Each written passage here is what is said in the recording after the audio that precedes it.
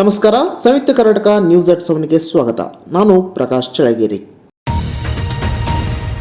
ಕನ್ನಡ ಮಾತನಾಡಿ ಎಂದಿದ್ದಕ್ಕೆ ಮರಾಠಿಗರು ಕಂಡಕ್ಟರ್ ಮೇಲೆ ಹಲ್ಲೆ ನಡೆಸಿದ ಪ್ರಕರಣ ಈಗ ತೀವ್ರ ಸ್ವರೂಪ ಪಡೆದುಕೊಂಡಿದೆ. ಕಂಡಕ್ಟರ್ ಮೇಲೆ ಮರಾಠಿಗರು ಸಹ ಕೆಲ ಆರೋಪಗಳನ್ನು ಮಾಡಿದ್ದು, ಈ ಸಂಬಂಧ ಕಂಡಕ್ಟರ್ ವಿರುದ್ಧ ಫೋಕ್ಸೋ ಪ್ರಕರಣ ದಾಖಲಾಗಿದೆ. ಇದರಿಂದ ಕನ್ನಡಿಗರು ಸಿಡಿದೆದ್ದಿದ್ದಾರೆ. ಇದರಿಂದಾಗಿ ಬೆಳಗಾವಿಯಲ್ಲಿ ಉದ್ವಿಗ್ನ ಪರಿಸ್ಥಿತಿ ನಿರ್ಮಾಣವಾಗಿದೆ. ಮುಂಜಾಗ್ರತಾ ಕ್ರಮವಾಗಿ ಮಹಾರಾಷ್ಟ್ರ ಕರ್ನಾಟಕ ನಡುವೆ ಸಾರಿಗೆ ಬಸ್ ಸಂಚಾರ ಸ್ಥಗಿತ ಮಾಡಲಾಗಿದೆ. ಇನ್ನು ಬಸ್ ಕಂಡಕ್ಟರ್ ಮೇಲೆ ಪುಂಡರು ಹಲ್ಲೆ ನಡೆಸಿದ ಪ್ರಕರಣ ವಿವಿಧ ಆಯಾಮಗಳನ್ನು ಪಡೆಯುತ್ತಿರುವ ಸಂದರ್ಭದಲ್ಲಿ ಕರ್ನಾಟಕ ರಕ್ಷಣಾ ವೇದಿಕೆಯ ರಾಜ್ಯಾಧ್ಯಕ್ಷ ನಾರಾಯಣಗೌಡ ಬೆಳಗಾವಿಗೆ ಆಗಮಿಸುತ್ತಿದ್ದಾರೆ. ಮಂಗಳವಾರ ಬೆಳಗಾವಿಗೆ ಆಗಮಿಸುವುದಾಗಿ ನಾರಾಯಣಗೌಡ ತಿಳಿಸಿದ್ದಾರೆ. ಬೆಳಗಾವಿಯ ಕನ್ನಡಿಗನಿಗೆ ಆದ ಅನ್ಯಾಯ, ಅವನ ಮೇಲೆ ನಡೆದಂತ ಗುಂಡಾಗಿರಿಯನ್ನು ಖಂಡಿಸಿ ಪ್ರತಿಭಟನೆ ಮಾಡಲಿಕ್ಕೋಸ್ಕರ, ಆ ಪುಂಡರಿಗೆ ಆ ನೆಲದಲ್ಲೇ ಎಚ್ಚರಿಕೆಯನ್ನ ಕೊಡ್ಲಿಕ್ಕೋಸ್ಕರ ಮಂಗಳವಾರ ಬೆಳಗ್ಗೆ ನಾನು ಬೆಳಗಾವಿಗೆ ಬರ್ತಾ ಇದ್ದೇನೆ. ಕನ್ನಡದ ಕೆಚ್ಚೆದೆಯ ಕಲಿಗಳೇ, ಹುಲಿಗಳೇ, ಬನ್ನಿ ಬೆಳಗಾವಿ, ನಮ್ಮ ನಡೆ ಬೆಳಗಾವಿಯ ಕಡೆ. ನನ್ನ ನಾಡಿನ ಕನ್ನಡಿಗನ ಮೇಲೆ, ನನ್ನ ನೆಲದಲ್ಲಿ ಪುಂಡಾಟಿಕೆ ಗುಂಡಾಗಿರಿ ನಡೆಯುತ್ತೇನದಾದರೆ ಅಂಥ ಪುಂಡ್ರನ್ನ ಬಗ್ಗು ಬಡಿಯುವ ಕೆಲಸ ನಾವು ಮಾಡಬೇಕಾಗತ್ತೆ. ಇನ್ನು ಬೆಳಗಾವಿಯಲ್ಲಿ ಬಸ್ ಕಂಡಕ್ಟರ್ ಮೇಲೆ ಹಲ್ಲೆ ಪ್ರಕರಣ ಸಂಬಂಧ ಪ್ರತಿಕ್ರಿಯಿಸಿರುವ ಬಿಜೆಪಿ ರಾಜ್ಯಾಧ್ಯಕ್ಷ ಬಿವೈ ವಿಜೇಂದ್ರ, ರಾಜ್ಯದ ವಿರುದ್ಧ ಪಿತೂರಿ ಸಹಿಸಲು ಸಾಧ್ಯ. ಈ ನೆಲದ ನೀರು, ಅನ್ನ, ಗಾಳಿ ಸೇವಿಸಿ ಕನ್ನಡದ ವಿರುದ್ಧ ಮಾತನಾಡುವುದು, ರಾಜ್ಯದ ವಿರುದ್ಧ ಪಿತೂರಿ ನಡೆಸುವುದನ್ನು ಸಹಿಸಲು ಸಾಧ್ಯವಿಲ್ಲ. ನಮ್ಮ ನೆಲದಲ್ಲಿ ಇದ್ದುಕೊಂಡು ಕನ್ನಡಿಗರ ತೇಜೋವಧೆ ಮಾಡುವುದು ಅಕ್ಷಮ್ಯ. ಅನೇಕ ಕನ್ನಡ ಪರ ಹೋರಾಟಗಾರರ ಹೇಳಿಕೆಗಳನ್ನು ಗಮನಿಸಿದ್ದೇನೆ. ಇದರ ವಿರುದ್ಧ ಕನ್ನಡಿಗರು ಧ್ವನಿ ಎತ್ತಬೇಕು. ಷಡ್ಯಂತ್ರ, ಪಿತೂರಿ ಮಾಡುವವರನ್ನ ಸರ್ಕಾರ ಹತ್ತಿಕ್ಕಬೇಕಿದೆ ಎಂದು ಆಗ್ರಹಿಸಿದರು.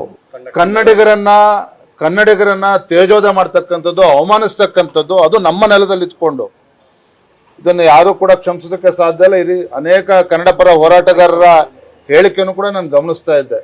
ಖಂಡಿತ ನಾವೆಲ್ಲರೂ ಸಹ ಕನ್ನಡಿಗರು ಇವತ್ತು ಈ ರೀತಿ ದುರಾಕ್ರಮದ ವಿರುದ್ಧ ನಾವೆಲ್ಲರೂ ಕೂಡ ಧ್ವನಿ ಎತ್ತಬೇಕಾಗಿದೆ. ಈ ರೀತಿ ಷಡ್ಯಂತ್ರಗಳು, ಪಿತೂರುಗಳೇ ನಡೀತಾ ಇದ್ದಾವೆ.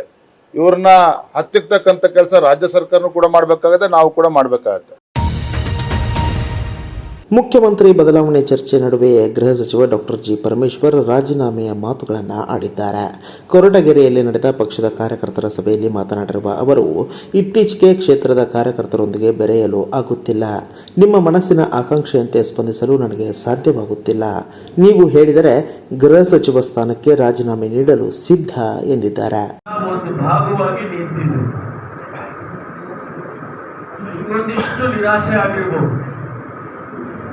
ನಮ್ಮ ಕೈಗೆ ಸಿಕ್ಕೋದಿಲ್ಲ, ಪಂಚಾಯತಿಗೆ ಬರಲಿಲ್ಲ, ಅಥವಾ ನನ್ನ ಮಾತಾಡಿಸ್ಲಿಲ್ಲ, ಇದೆಲ್ಲ ಅನಿಸುತ್ತೆ. ನಿಮಗೂ ಅನಿಸುತ್ತೆ, ನನಗೂ ಒಂದೊಂದ್ಸರಿ ಅನಿಸುತ್ತೆ. ಹೋಗ್ಬೇಕಾಗಿತ್ತು, ಹೋಗಲಿಲ್ಲ. ನಾಟಕಕ್ಕೆ ಹೋಗ್ಬೇಕಾಗಿತ್ತು, ಅಲ್ಲಿ ಹಾಡು ಹೇಳಬೇಕಾಗಿತ್ತು, ಜಾತ್ರೆಗೆ ಹೋಗ್ಬೇಕಾಗಿತ್ತು ಅಂತ ನನಗೂ ಅನಿಸುತ್ತೆ. ಆದರೆ ಸಮಯ ನನ್ನ ಕೈಲಿದೆ. ನೀವೆಲ್ಲ ದೊಡ್ಡ ಮನಸ್ಸು ಮಾಡಿ ಒಂದೇ ಮಾತಿನಲ್ಲಿ ಹೇಳ್ಬಿಟ್ರೆ ನಾಳೆ ರಾಜೀನಾಮೆ ಕೊಡ್ತೀನಿ.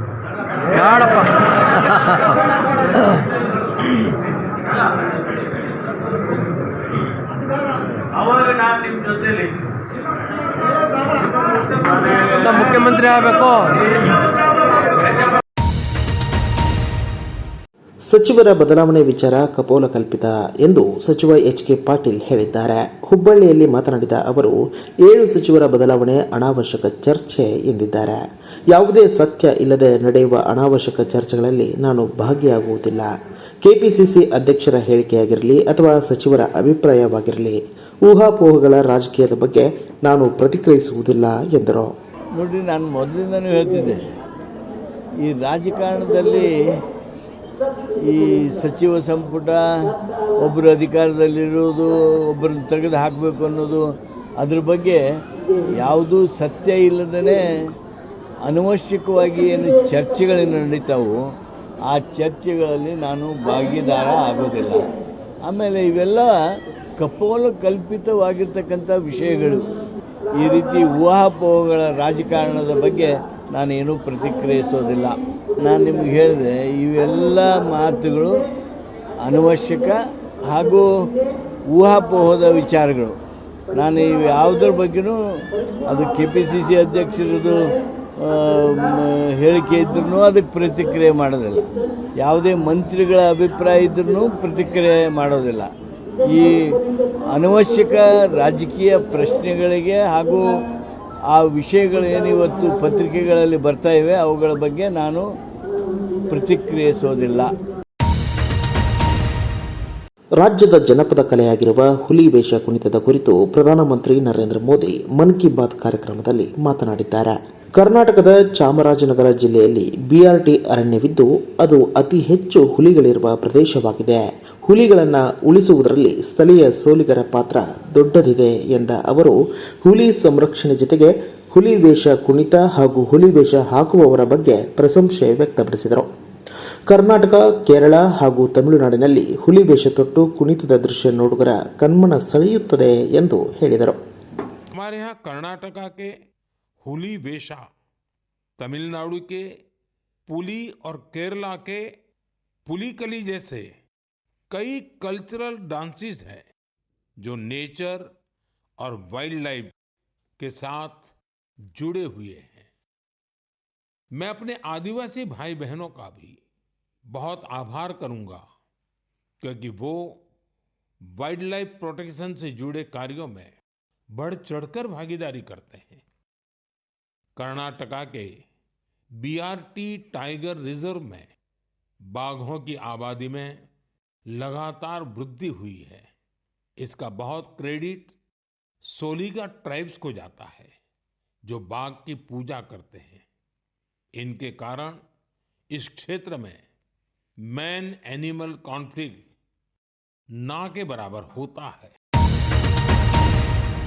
ದೆಹಲಿ ವಿಧಾನಸಭೆಗೆ ವಿರೋಧ ಪಕ್ಷದ ನಾಯಕಿಯಾಗಿ ಮಾಜಿ ಮುಖ್ಯಮಂತ್ರಿ ಅತಿಶಿ ಅವರನ್ನು ಆಯ್ಕೆ ಮಾಡಲಾಗಿದೆ. ಆಮ್ ಆದ್ಮಿ ಪಕ್ಷದ ಶಾಸಕರ ಸಭೆಯಲ್ಲಿ ಆಪ್ ರಾಷ್ಟ್ರೀಯ ಸಂಚಾಲಕ ಅರವಿಂದ್ ಕೇಜ್ರಿವಾಲ್ ಸೇರಿದಂತೆ ಪಕ್ಷದ 22 ಶಾಸಕರು ಸಭೆ ನಡೆಸಿ ವಿರೋಧ ಪಕ್ಷದ ನಾಯಕಿಯಾಗಿ ಅತಿಶಿ ಅವರನ್ನು ಆಯ್ಕೆ ಮಾಡಿದ್ದಾರೆ. ಈ ಹುದ್ದೆಗೆ ಮಹಿಳೆಯೊಬ್ಬರು ಆಯ್ಕೆಯಾಗಿರುವುದು ಇದೇ ಮೊದಲು. ಇನ್ನು ನಾಳೆಯಿಂದ ದೆಹಲಿ ವಿಧಾನಸಭೆ ಅಧಿವೇಶನ ಆರಂಭವಾಗಲಿದೆ. ಇನ್ನಷ್ಟು ಬರವಣಿಗೆಗಳು, ವಿಶೇಷ ಲೇಖನಗಳು ನಿಮಗಾಗಿ ಕಾಯ್ತಾ ಇರ್ತವೆ. ಓದ್ತಿರಲ್ವಾ?